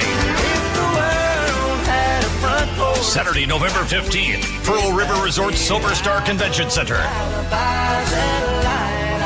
All the hits, all night long, with CMA and ACM award winner Tracy Lawrence. Make it look just the way I planned. Tickets on sale now at PearlRiverResort.com. Barry Buckner for Tuscaloosa Hyundai. When Hyundai introduced America's best 10-year, 100,000-mile powertrain warranty, it was one of a kind. But you know us, how can we improve on that? Tuscaloosa Hyundai was first in the nation with a 1,000,000-mile warranty on every new Hyundai. When we told customers no charge, They smiled, and you will too. At Tuscaloosa Hyundai, home of the Million Mile Smile.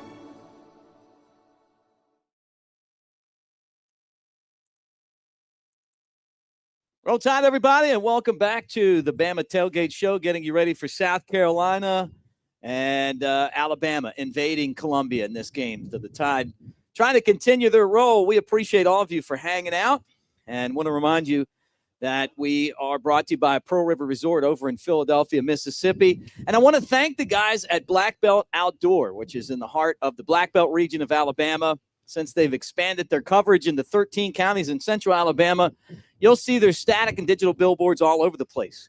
And we appreciate them putting us on the billboards, Jay Coker and me right here, Mick Gillispie. So great to hear from Chris Lowe, as always. And we are having a blast hanging out here at Coastal Orange Beach with Jay Coker and Ryan Anderson. Good to talk to John McInnis. Hey, buddy, what's up? What's up, man? Beautiful day you guys have brought here. That came from us, for sure. Yeah. You're welcome. We should have done this on the beach. We're sitting on top of the sand dune, but I want to be down there by the water. When you talked to me about this place, I remember you saying, hey, we got this idea. We're going to kind of have this family-friendly. Because you're part of the Floribama ownership, and then you guys are like, we're going to do something a little different. I didn't expect it to be this. This is amazing. And I love, the Floribama is my favorite place on earth. Right? Yeah. So. Yeah, I don't have a spot like Stabler at the Floribama, but I feel like I do have a spot at the end of the indoor bar over here in the corner. Might as well put my name on it. Yeah, we're a little tamer than Stabler was back in his days, huh? I don't know that we could get away with all that. Camera phones these days, huh? Yeah. Well, we've been kind of hoping that maybe Coker could be the new Kenny Stabler. No. You give him a couple bushwhackers, and he may be. Hey, that's a Mick quote. That's not a me quote. I love Stabler, but I'm not fit for that role. Oh, come on, you are too. That guy had some Let me fun, try buddy. that. Yeah, listen to him. Like, oh, come on, no, you could do it. You would just have to I haven't get a been good quoted nickname. as saying there's a lot of dark left. Yeah, we'll keep Ryan with us to keep us out of trouble. Yeah. That's right. Yeah, Ryan's definitely the head of this operation because it's always great, honestly, to come and hang out. And when we talk about Alabama football, you and I went to college together, just like these guys went to college together. This is my teammate. Yeah, My fraternity that's right, brother. That's right. We were there. Yeah, so I'm sorry, John. Yeah, you kids Felt like Ty. us old guys. We can actually say we were there in the 90s. I do. Mike and I went through 4 or 5 head coaches. Yeah, we did. We had a good run there. I showed him a picture of me interviewing Franchione the other day, just because I wanted to show him what OG means. Oh yeah, right? Yeah. We were literally there. Our 4 years we went through three head coaches, I guess. We did. Yeah, it was great. You got to be a believer if you've moved from Maryland to Alabama in 2001, Yeah. 2000. Yeah. Yeah. It was before that, actually. It was in the 90s. You're in the 90s. Yeah, We're not counting. Yeah, that's right. Y'all are older than that. Forgot. Y'all are older than that. All right. Well, let me ask you guys this, and I'm going to start with you, John. What does Bama need to do to beat South Carolina? I honestly hadn't really looked at South Carolina a lot, but they've come together as a team. I think if like watching them, especially last weekend, like I really feel like the team works really good. I feel like they're playing good as a team, and that's been the biggest deciding factor. I do think they went back to the basics and just focused on being a team, and they look like they were playing together. And if they continue to do that, I think they're just going to continue to win. John's on the rat poison. He's like, we just got to show up. He is. Hey, talking about rat poison. Let's bring him on. I see that he's here. Our good friend Thom Abraham from 97.7 ESPN The Zone up in North Alabama. And Thom, I see that you're hanging out with us, man. Roll Tide, buddy. Yeah, Roll Tide is right. I got sick of the Tua Tagovailoa picture here behind me, so I brought, there we go. I broke this guy out over It's here. Jay Coker. Pandering a little bit after the way Tua played against the Cleveland Browns for Miami. I figured I better get him off there. Called out his teammates. Thom, I'm going to ask you the same question I just asked John. What does Bama need to do to take care of South Carolina? Don't turn the ball over, which they've been great at all season long. So, continue to be one of the best in the country in the turnover battle. They're third in the country right now in the turnover battle. And don't let South Carolina get anything early where they can believe, there's an old saying, you never play with a fish. And I'm not saying that they're a fish, but the reality is this is a game Alabama should win going away. And so you don't want to give them life early on. Don't want to let that crowd get all lathered up early on in this game. Make sure you keep Lenora Sellers, from hurting you. It's a fascinating Alabama team because you're just normally not this good when you can't stop the run and you can't run the ball. What have we always heard? Run the ball, stop the run. Well, Alabama can't run the ball and they can't stop the run, and yet, the number 4 team in the country and maybe even better than that. But I think they got to continue to work the run. I like to see more Daniel Hill, man. I want to see more. I want to see more toss, man. They were running all that inside zone, and I kept screaming at the TV with my sons, run a toss here, will you? And they ran a toss, and they start caving in at the corners and be able to run the ball on the perimeter a little bit. But I think if they do those things, they'll be okay. I will say one thing, though. There is this narrative in regards to Kalen DeBoer about how Alabama has struggled in these games when they're favored and they're on the road and so on and so forth. Go back to 2022. Not for nothing. I mean, nobody loves Nick Saban any more than I do. But I'm just saying, they went to LSU as a 13.5-point favorite, lost the football game. They went to Tennessee as a 13.5 or 11-point favorite, lost the football game. So, I mean, it happens, and it happens even with the best of them. I think they need to get over that. All right, Thomas, you fix your video. I'm going to ask these guys a question and thank all of you guys for hanging out here with us. Can Bama handle success? And I think Tom kind of laid the table with that. Yeah, I mean, look, Alabama's got to show up, and it's all about self-inflicted, really, problems. We can't turn the ball over. Ty Simpson, he's thrown for almost 2,000 yards, 1 interception. He's got to keep playing with the same consistency that he's played with. Our offensive line, we got to be able to run the ball. We got to be able to drain the clock like we have all year. Not quite running the ball, but throwing the ball out with Ty. I'd like to see an established run game. And like Tom says, I want to see Daniel Hill get in there. I want to see some power runs, really show our physicality. The weaknesses for me for South Carolina, offensive line and the secondary, got to exploit those. And we can't have those negative plays that we had. We've already discussed them earlier on. First play from scrimmage, 5-yard loss, guard gets blown up. Just stay consistent and don't kill yourself. When I wrote this question, I was thinking about you, Ryan. How do you feel about the swarm defense? Hey, Mick, you going to do me like that? Well, I just answer. I mean, you can be nice about it. But I think it's been effective here lately. Like I said, the guys running around and getting to the ball.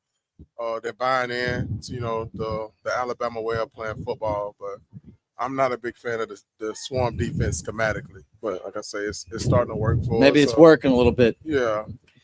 Tom, your feelings of the swarm defense? Too many gashes. I mean, that's the thing that bothers me is that they get gashed too often. And I just don't see the dogs in there at linebacker that we had seen in the past. I see guys taking it on with the wrong shoulder. I see guys getting false steps, false reads, out of the offense. And I see 2 guys in a gap. Anybody that's ever coached any defense or played any defense knows 2 guys in a gap is so dangerous. And certainly, they've been burned that way in the past. So I'm not a huge fan of what I have seen so far. I think they've had some success when they've gone with, for lack of a better word, a bastard defense, when they just send the house, play a little bit of man, and go get them.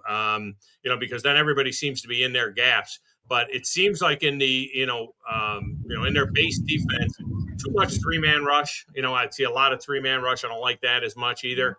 But the biggest issue for me has been the linebacker play and guys not being in their right fits at the right spots. That's what I'm seeing anyway. Yeah, John, do you feel like this reminds you of some of those defenses from when we were in school? It might. I don't know what the heck a swarm defense is, but me either, John. Yeah.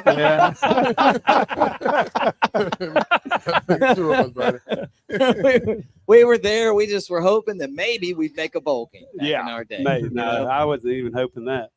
I was hoping we'd get through it and have one coach. Get through the season with one guy. All right, Thom, final thing, and tell everyone where they can catch you on a daily basis. But biggest matchup to watch in this Alabama-South Carolina game?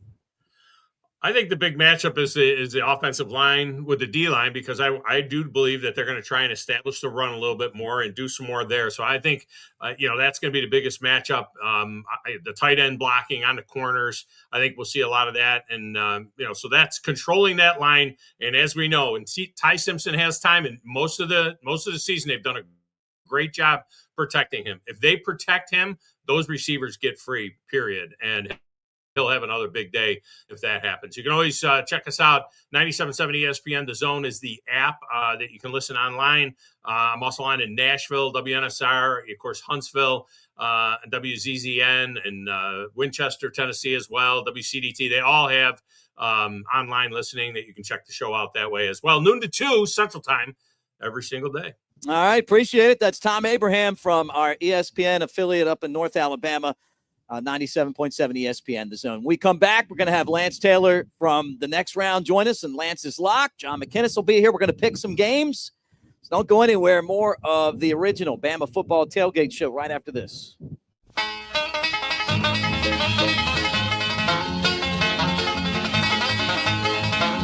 Well, howdy, fans, and welcome to Week 9 of Leonard's Losers. The little smart pill machine produced a 23-8 record last week, and she's sitting on go for this week's losers. Alabama versus South Carolina. The Red Effluents invade Williams-Brice for this SEC matinee Saturday afternoon. The Tide, a perennial powerhouse, comes to Columbia at 6-1, while Cocky has struggled to find consistency at 3-4. Beamer's boys are 13.5-point home dogs, and the Tide ain't handing out no Halloween treats. Leonard's loser, South Carolina. Tennessee versus Kentucky. Heupel's long riflemen head to the Bluegrass State looking for that stadium disguised as a grocery venue. Both are licking their wounds, the Cats losing to Texas 16-13, while Smokey was trampled by a Red Effluent 37-20. This used to be a battle for the beer keg, but has turned into a blood drive. While the Vols will try to exit through the self-checkout aisle, the cashier will declare you have too many items. Leonard's loser, Kentucky. Missouri versus Vanderbilt. The Nashville Yacht Club will try to avenge their loss last year in Columbia, 30-27 in overtime. Both teams enter this matchup at 6-1, coming off wins for the Doors dinghy against LSU, and the Felines win in double overtime against a War Eagle. Door quarterback Diego Pavia is the real deal. If his receivers are covered, he just tucks it in and runs. ESPN College Game Day will be in Music City to add to the festivities. Tiger runners don't have their sea legs, especially after spending Friday night partying on Broadway. Leonard's loser, Missouri. Wisconsin versus Oregon. The Badgers travel to Eugene to engage the number 6 Ducks. Scoring is the name of the game, but the visitors didn't get the memo, having scored 20 points in their last 4 games, including 2 consecutive shutouts while giving up 71 points. It don't get any easier Saturday, as Donald is a 34-point favorite. Will Badger head mentor Luke Fickell be the latest to join the ranks of the unemployed? Leonard's loser, Wisconsin. UCLA versus Indiana. The Euclid season has become somewhat of a fairy tale. After losing their first 4 games, the Bruins posted 3 consecutive wins under interim coach Tim Skipper, a name you gotta love.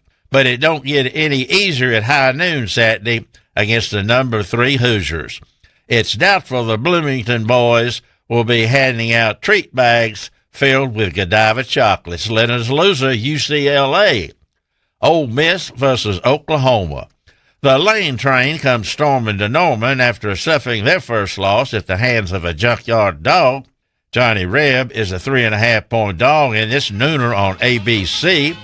The Sooner Schooner pulled away from a Gamecock last week unscathed with a 26-7 win. Rumor has it Coach Kiffin may be headed to the swamp. Leonard's loser, hotty toddy, Ole Miss. Fans, we're going to take a break right now and hear a word from Sponsorsville. We'll be right back with more Leonard's Losers.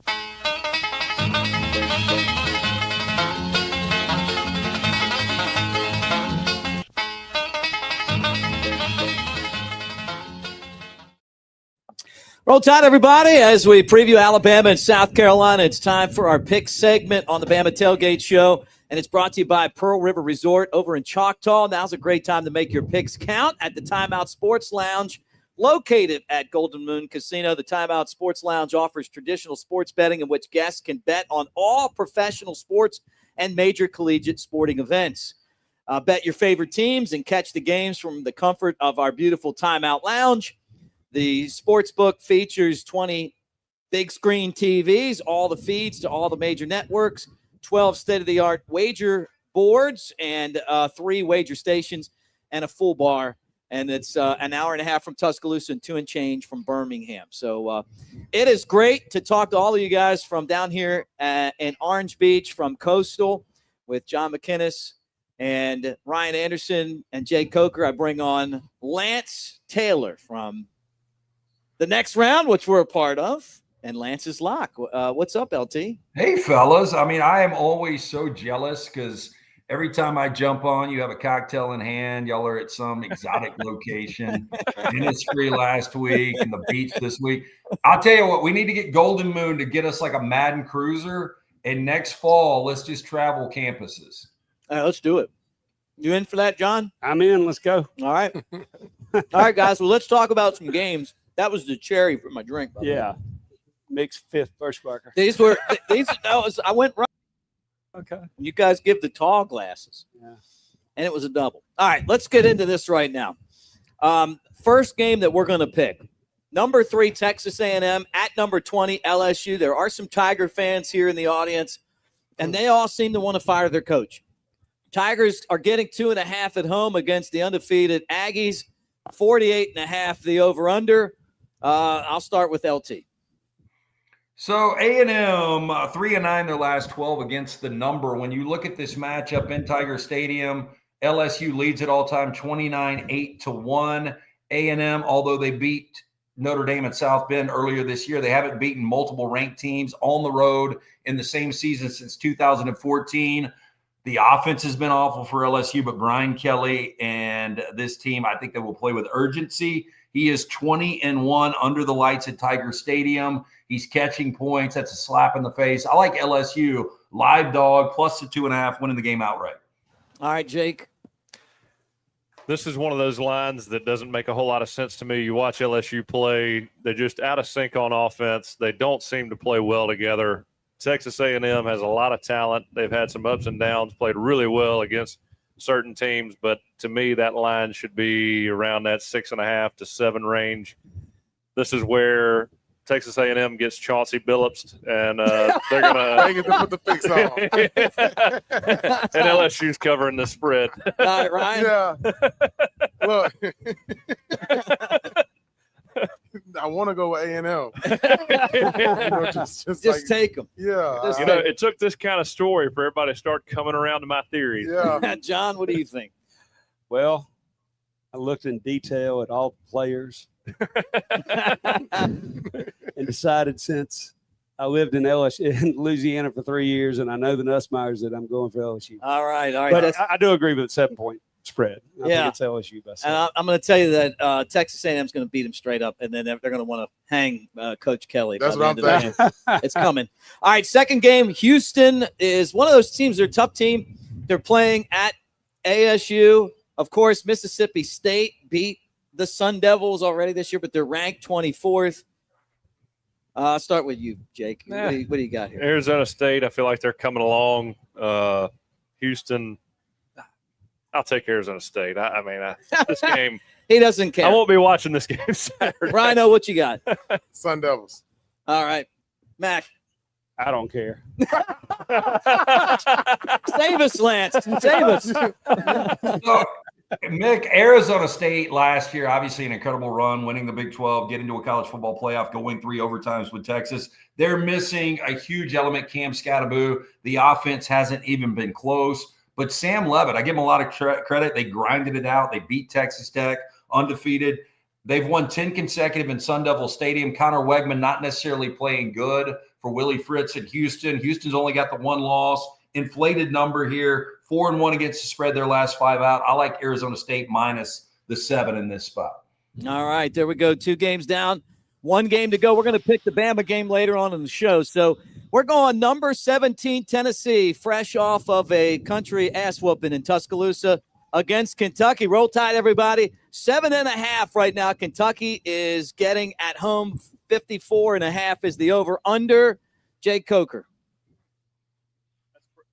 That's a pretty good line to me. I think Kentucky could probably get a few more points, but Kentucky, they showed up against Texas. I like Kentucky. I like Stoops. I'll take Kentucky. Take a home dog, Mac. I'll go with Tennessee. Go with Tennessee. They're going to come out strong after that. Yeah, but no more throwing a pick 6 with no time on the clock to end the first that half. Help. Were you excited when that happened? Man, that was the best part. I've been in that stadium a lot, and that place went nuts. It did. It went nuts. Just like the time he strip sacked Josh Dobbs in 2015 and another Bama win over the Vols. 18-20, by the way, not bragging. What do you think? Kentucky. I can't go for them guys. They snitches. Big Blue Nation. All right, LT, you tell us what's going to happen in this match. I mean, look, Mark Stoops, 0-4 in SEC play. Talking about a coach that's getting a lot of heat for the first time since 2013. His first season, they exerted a lot of energy in the overtime loss last week to Texas. Tennessee, 37-40. They have beaten Kentucky. We can't call this a rivalry when you're 37-3 the last 40 years in this. Both teams having a trouble taking it to the window and getting those covers. Tennessee 1-4 their last 5 against the number. Kentucky 2-5 their last 7. But Stoops always is very aware of what the number is. I'm going to take Kentucky plus the points here. Yeah, Kentucky to cover, no way. Tennessee's going to beat them. They're a good football team. Just because they ran into the Crimson Tide doesn't mean their season's over. And I think they're going to be highly motivated because if they win out, they'll be in the college football playoff. Lance, tell everybody about where they can catch you on the next round. And, of course, Lance's lock. Yeah, next round, all platforms, jump on board, YouTube, Facebook Live, X, Instagram, all that kind of stuff. We do a live show 9 to 12. You guys, you and Jake, a big part of that. We appreciate that. Looking forward to these shows and to the tailgate show tomorrow night. But Lance's lock, we got a free play every day. 2 games in college football tonight, game 1 of the World Series. We are killing the NFL right now. We're already 3-0 this week in college football. Jump on board and win with this free play every single day. You can buy daily packages, weekly, monthly, the entire football season. It's all at lanceslock.com. All right, that's Lance Taylor, our friend from the next round in Lance's Lock. When we come back, we're going to pick Bama and South Carolina, final segment of the tailgate show from beautiful Coastal here in Orange Beach. Right after this. I may not suit up on Saturdays anymore, but I'm still in the game. Let's roll. In here, I call the plays, make adjustments, and lay it on the line. Want to feel that fire, that rush? Then you've got to get in the game. I used to say it in the tunnel, and I still say it now. Let's roll.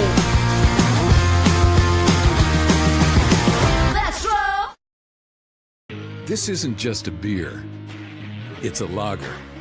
A medium-bodied, amber-colored, one-of-a-kind beer. Made from those bold enough to brew it, for those bold enough to drink it.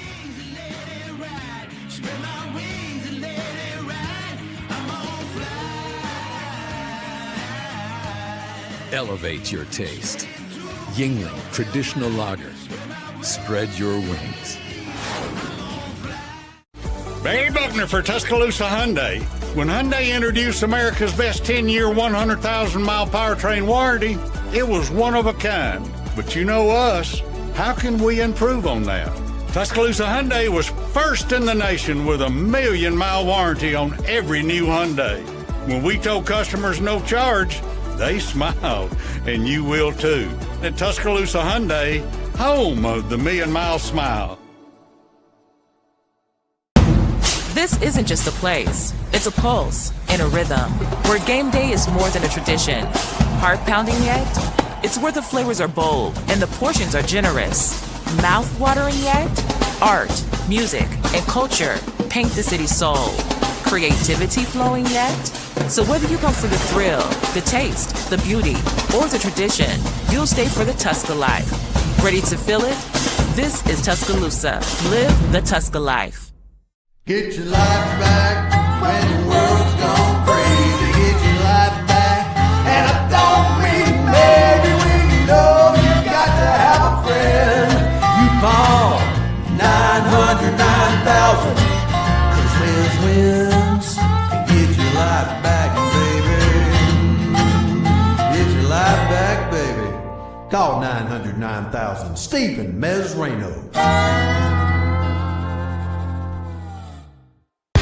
When you're ready to double down, dive in, drive for a show, and not look back. Roll into Pearl River Resort. From tee times to table games, water slides by day, slots by night. Savor the flavors, feel the fun, win big. Let's roll into Pearl River Resort. Must be 21 or older to play. Gambling problem? Call 1-800-GAMBLER. Here comes Tracy Lawrence, live for one night only. Saturday, November 15th, Pearl River Resort Silverstar Convention Center. All the hits, all night long, with CMA and ACM award winner Tracy Lawrence. Make it look just the way I planned. Tickets on sale now at pearlriverresort.com. When you head to the Smoky Mountains, it's only natural to visit Sevierville. Even we had to check it out. And we've been here our whole lives. Experience the adventure of a lifetime. I'm king of the world. Even you can get a bird's eye view of the Smokies. You're going down, Billy. Whoa. Your Smokies start here.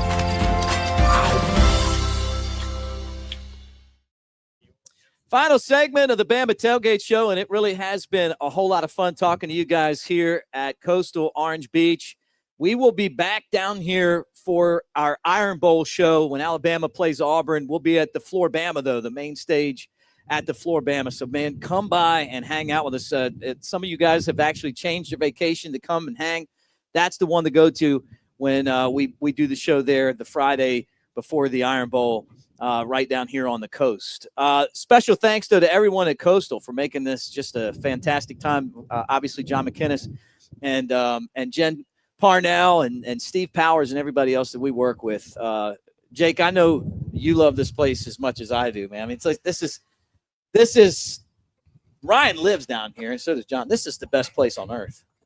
Oh, in terms of a family atmosphere for a beach bar, I don't think you beat it. We're sitting here on the stage looking at the beach. Sitting here with John. John's been so good to us over the years. Love coming to the mullet toss, spending time here. Just a great atmosphere, great ownership. You can't beat it. Clean. He was great talking drinks, about great food. doing the show from the yacht. I thought that was a great idea. That's got to happen now. You can't take that. Hey, John, you can't take that back. I guess I can't take that back.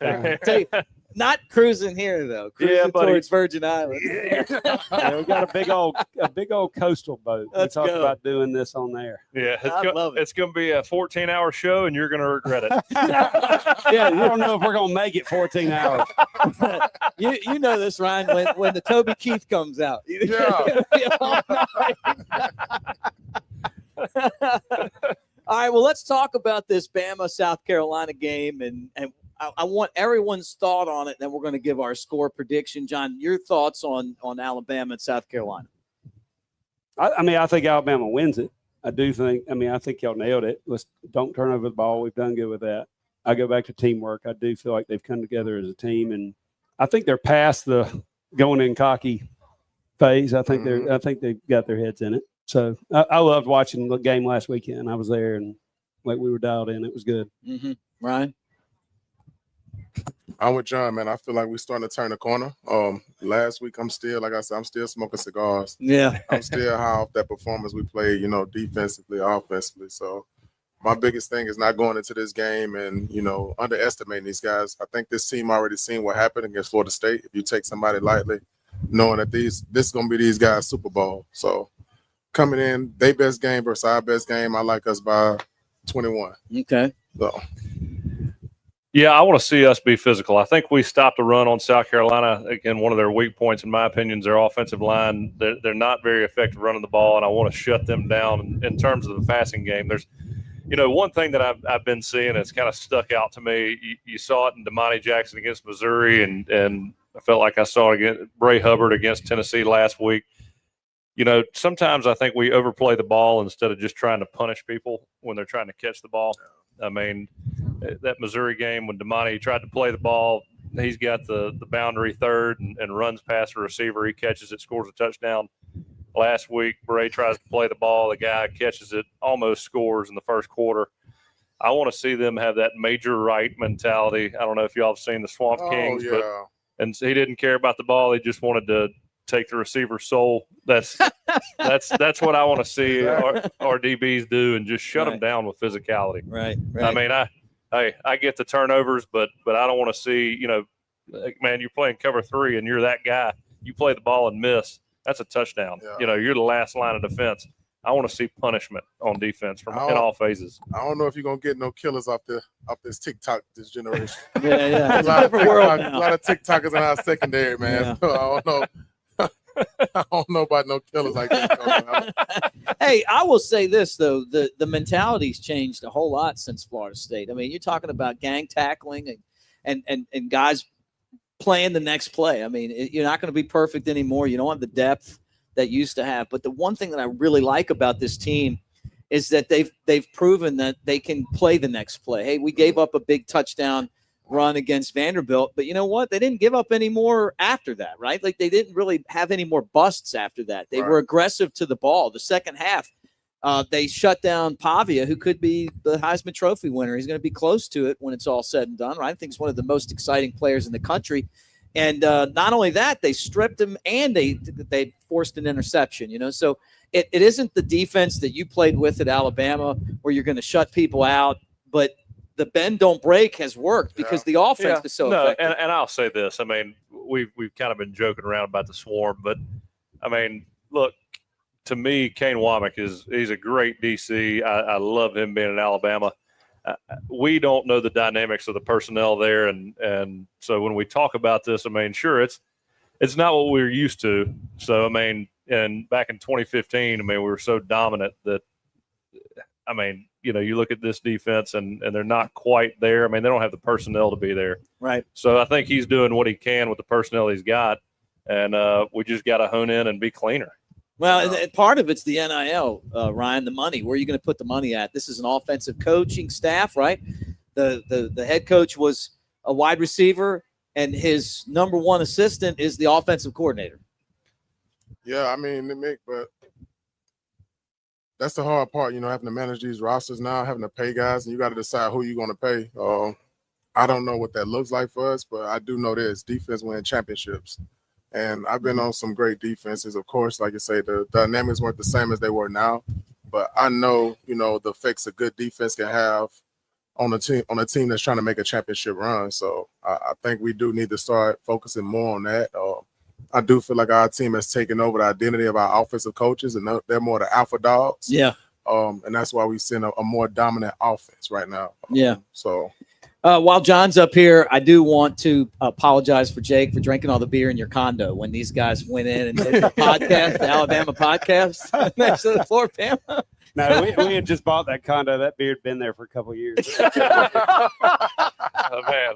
I feel bad for Baron Huber. I wish I had been up there with y'all. Y'all had some other players up there too. It was Ryan Williams and Jalen Mbakwe and Bray Hubbard. That was Mud Talk. And Dre. Yeah, little Dre. Yeah, it was fun. These two were the main stars of the podcast, and then they got these shirts with them on there. It was super cool. That was dope, man. First class by those guys. I think Walt and those guys that's doing all the social media management and NIL stuff for them, they're doing a great job by creating an atmosphere and a platform for those guys to kind of make some money and also like just get their brand out there. Yeah. Yeah, it looks good. As long as we understand that football is the reason you got the platform, that's what comes first. Yeah. Yeah. Hey, that's the point. secret, right? That's a good point. There's no podcast without showing up on the field, you know? Thank No you. doubt. No Look doubt. at that. Full drink right here at the end of the show. I'll say this. Jake, you beat me in the mullet toss this year, but I had you and I let you off the hook. But the mullet toss is one of the best events over at the Floribama of the entire year. It was a lot of fun. It is. And you see, you got 30,000 people come to that. It's the biggest event on the Gulf Coast. And what we like about it is, especially when guys like you, our buddies that are professional athletes, you come and you throw a slippery fish and you get beat by an 8-year-old, Pretty funny. It happened to me. this year. You keep letting Mick show up and throw. You're going to have a lawsuit on your hands. Look, Some old lady had a black eye. I came in third one year. You actually, did Bill Rowe come one year? Yeah. You beat Milrow that year. Yeah, You remember that? yeah, That was Hey, funny. man, yeah, he didn't pass the eye test. My fish exploded this year, and I did hit somebody. Yeah. Just no lawsuits. I don't have a good arm, and I threw it so hard one time, and I It's just- swear to y'all, I would have won the mullet toss, and it went in the crowd and hit somebody. One time, I throw it good. They had a video of it, like you can see it exploding. Because I knew he was beatable this year. I had this kind of wind behind me. He shanked his throw, but shank for him still like 100 feet, All right, let's It's like the Jordan flu game. Yeah. He deflated his fish. Oh man. Well, all right, let's pick the score of this game. Ryan, start with you. What do you think? Alabama 42, South Carolina 13-14. All right. Jake? 38-13. 38-13. 34-14. 34-14. I think Bama's going to go in and play the kind of game that we want them to play. I think they'll pull away in the second half. They'll score a lot of points, so will South Carolina, but I think Bama will cover the spread, and then that'll lead us into the bye week, and then it'll be Bama against LSU, Bama against Oklahoma, and we'll get into the back end of that schedule. But it's going to be a lot of fun, and we will be at Innisfree in Tuscaloosa for the show. Awesome. So come by, hang out with us and Trip and the gang over there. When Bama plays LSU, Oklahoma, then there's another game. What is it, like Georgia State or something? And then we'll be back at the Floribama down here for the Iron Bowl. But John, thank you so much for having us, man. Yeah, thank you guys. You guys, I mean, you're good friends, but I love this show, and I appreciate you not only doing the show but doing it down here. This is the prettiest time of year at the beach. I mean, it's 79 degrees, and we're watching people. What's it? Kiteboard and that guy. Kite surf? Yeah, kite surf. We got TV. That guy's a little far out there. We might need Ryan to swim out there and get that guy. Go save a life. No, thank you. And for all the kind words about Coastal, we're proud of it, and it's awesome. And we thank you for being here. All right, roll tide, everybody. Again, Bama and South Carolina coming up. Thank you for hanging, and we'll talk to you guys in 2 weeks. Roll tide. Roll Tide. Roll Tide.